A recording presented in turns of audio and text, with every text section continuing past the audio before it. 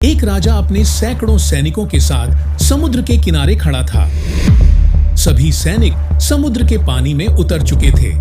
तभी राजा की नजर समुद्र में तैर रहे एक लकड़ी के लट्ठे पर पड़ी।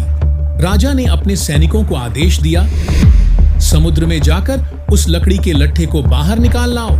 सबसे पहले 5-6 सैनिक आगे बढ़े। उन्होंने पूरी ताकत लगाई, लेकिन वह लकड़ी का लट्ठा 1 इंच भी नहीं हिला। फिर और सैनिक आए। कई लोगों ने मिलकर कोशिश की, लेकिन लकड़ी का लट्ठा फिर भी टस से मस नहीं हुआ। यह देखकर राजा हैरान रह गया। तभी वहां एक आदिवासी जनजाति का एक आदमी आया। उसने राजा से कहा, महाराज, मुझे इस लकड़ी के लट्ठे को उठाने दीजिए। राजा और भी चकित हो गया। जिस लकड़ी को उसके सैकड़ों सैनिक नहीं हिला सके, उसे यह आदमी अकेले उठाने की बात कर रहा था। लेकिन राजा के पास और कोई उपाय नहीं था।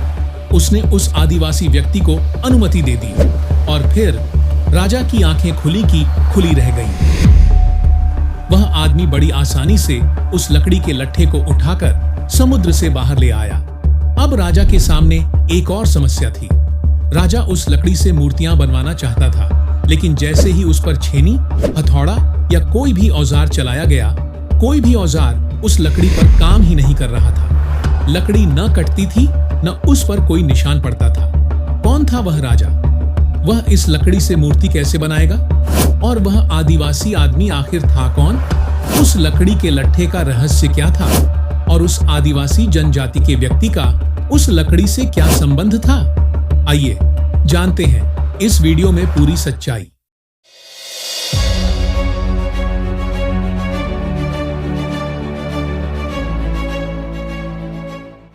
आगे बढ़ने से पहले अगर आप जानना चाहते हैं कि पुरी के जगन्नाथ मंदिर के शिखर पर लगा ध्वज हवा की विपरीत दिशा में क्यों लहराता है और इसके पीछे क्या दैविक कारण है, तो कमेंट में जय जगन्नाथ पार्ट 2 लिखिए और वीडियो को लाइक और कमेंट जरूर करें ताकि हमें पार्ट 2 बनाने की प्रेरणा मिले। आइए जानते हैं आगे वीडियो में। सत्ययुग में इंद्रद्युम्न नाम के एक महान सूर्यवंशी राजा अवंती आज का उज्जैन पर शासन करते थे। वे भगवान विष्णु के बहुत बड़े भक्त थे और अपने राज्य पर न्याय व धर्म के आधार पर शासन करते थे। एक दिन महल के गर्भगृह में पूजा के दौरान राजा ने अपने पुरोहितों, विद्वानों, कवियों और ज्योतिषियों से पूछा, जगत के स्वामी भगवान जगन्नाथ के साक्षात दर्शन हमें कहां मिल सकते हैं? राजा के इस प्रश्न पर सभा में बैठे एक ज्ञानी तीर्थयात्री ने उत्तर दिया, मैंने बहुत यात्रा की है। दक्षिण के महासागर के किनारे औद्र देश, आज का उड़ीसा में उत्कल नाम की एक भूमि है। वहीं श्री पुरुषोत्तम क्षेत्र नाम का एक बेहद पवित्र स्थान है। उन्होंने आगे कहा, इस क्षेत्र में नीलगिरी नाम का पर्वत है, जिसके बीचों बीच लगभग 3 किलोमीटर तक फैला एक कल्प वृक्ष है। कहा जाता है कि इसका दर्शन भी पापों से मुक्ति देता है। पर्वत के पश्चिम में रोहिण नाम का एक प्राचीन सरोवर है, जिसमें स्नान करने से मोक्ष मिलता है। वहीं पूर्वी दिशा में नीलम से बनी श्री कृष्ण की एक दिव्य मूर्ति है, जिसे नील माधव कहा जाता है, यानी श्री कृष्ण का नीला रूप। तीर्थयात्री ने बताया, पर्वत के पश्चिम की ओर एक रास्ता जाता है, जिसके आसपास शिकारी जनजाति के लोग रहते हैं। उसी ओर नील माधव का मंदिर है। वहां भगवान जगन्नाथ शंख, चक्र और गदा धारण किए खड़े हैं, जो करुणा का प्रतीक हैं और संसार के दुखों से मुक्ति देते हैं। उन्होंने अपने 1 साल के प्रवास का भी वर्णन किया। मैंने वहां 1 वर्ष बिताया, रोज पूजा की, जंगलों में रहते हुए दिव्य सुगंधें महसूस की और कई बार कल्प वृक्ष से फूल बरसते भी देखे। ऐसे अद्भुत दृश्य किसी और विष्णु मंदिर में नहीं देखे। उन्होंने एक पुरानी कथा भी सुनाई। एक बार एक साधारण कौवा सिर्फ नील माधव के दर्शन करके मोक्ष प्राप्त कर गया। यह चमत्कार आज भी सुनाया जाता है। इन सब बातों को सुनकर राजा इंद्रद्युम्न भावुक हो गए। उन्होंने भगवान के प्रति कृतज्ञता व्यक्त की और उनकी भक्ति और गहरी हो गई। तभी वह तीर्थयात्री अचानक गायब हो गया, जिससे राजा हैरान रह गए। अब राजा की इच्छा और भी प्रबल हो गई कि वे नील माधव को खोजें और उनके दर्शन करें। इसीलिए उन्होंने अपने भाई विद्यापति को नील माधव की खोज का महत्वपूर्ण कार्य सौंपा। विद्यापति को अलग अलग जगह पर राजा का भाई बताया गया है और कुछ जगह पर उसे राजा का पुरोहित या फिर ब्राह्मण बताया गया है तो हम यहाँ पर राजा का भाई मानकर चलते हैं, क्योंकि ज्यादातर जगहों पर राजा का भाई ही बताया गया है। विद्यापति नील माधव की खोज में दूर दूर तक घूमते रहे। अंत में वे नीलांचल पर्वत के पास पहुंचे, जहां चारों ओर घना आम्रकानन का जंगल और ऊंचे ऊंचे पहाड़ थे। जंगल में घुसते ही अचानक उन पर जंगली जानवरों ने हमला कर दिया। उसी समय एक सुंदर लड़की ललिता ने उन्हें बचा लिया। विद्यापति बुरी तरह घायल हो चुके थे, इसलिए ललिता उन्हें अपने घर ले आई। ललिता के पिता विश्वावसु उस कबीले के मुखिया थे। ललिता ने पिता को बताया कि यह व्यक्ति जंगल में भटक गया था और जानवरों ने इसे घायल कर दिया, इसलिए मैं इसे घर ले आई।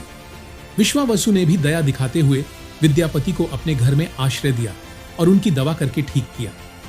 कई दिनों तक वहीं रहकर विद्यापति कबीले के लोगों में घुल मिल गए।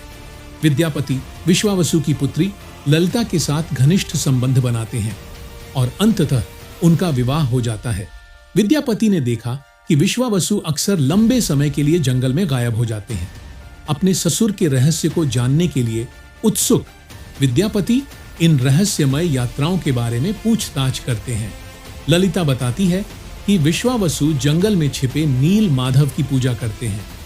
मैं तुम्हें दर्शन करवाऊंगा, लेकिन एक शर्त पर, तुम्हारी आंखों पर पट्टी बांधकर ले जाया जाएगा। विद्यापति ने तुरंत कहा, पिताजी, जैसा आप उचित समझें। लेकिन विद्यापति बहुत चतुर थे। रास्ता याद रखने के लिए उन्होंने अपनी धोती में राई के दाने बांध लिए और पट्टी बंधी होने पर भी पूरे रास्ते वे धीरे धीरे राई के दाने गिराते गए। आखिरकार एक पहाड़ी की गुफा में पहुंचकर जब पट्टी खोली गई तो उनके सामने भगवान नील माधवदीयान का दिव्य विग्रह था। उससे तेज प्रकाश निकल रहा था। यह देखकर विद्यापति अत्यंत खुश हो गए।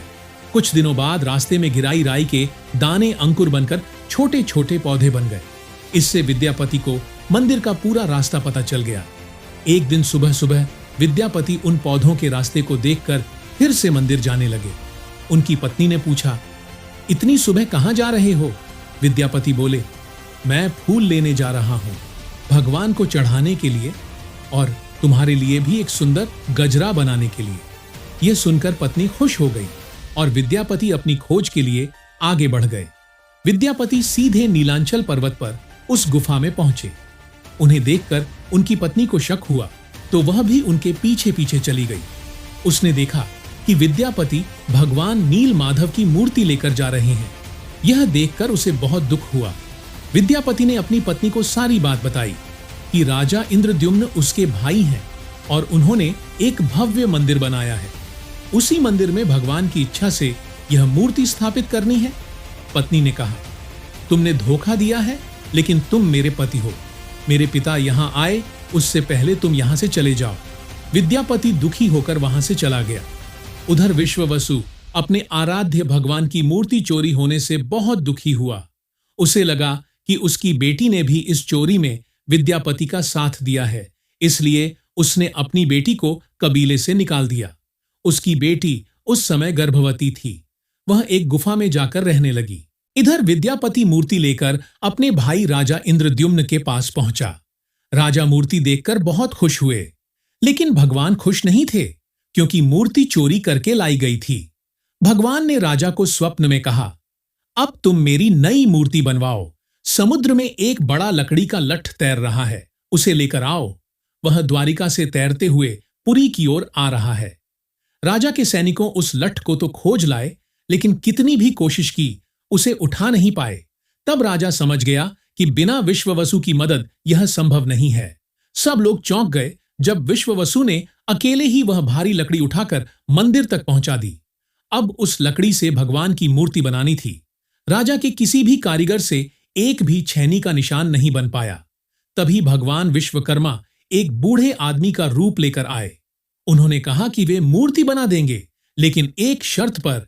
मैं 21 दिन अकेले कमरे में मूर्ति बनाऊंगा, कोई मुझे देख नहीं सकता। शर्त मान ली गई। अंदर से 21 दिनों तक औजारों की आवाज आती रही, लेकिन एक दिन रानी गुंडिचा को कोई आवाज नहीं सुनाई दी। उन्हें लगा कि बूढ़ा कारीगर मर गया है। उन्होंने राजा को बताया। राजा भी चिंतित हो गए और शर्त तोड़ते हुए दरवाजा खोलने का आदेश दिया।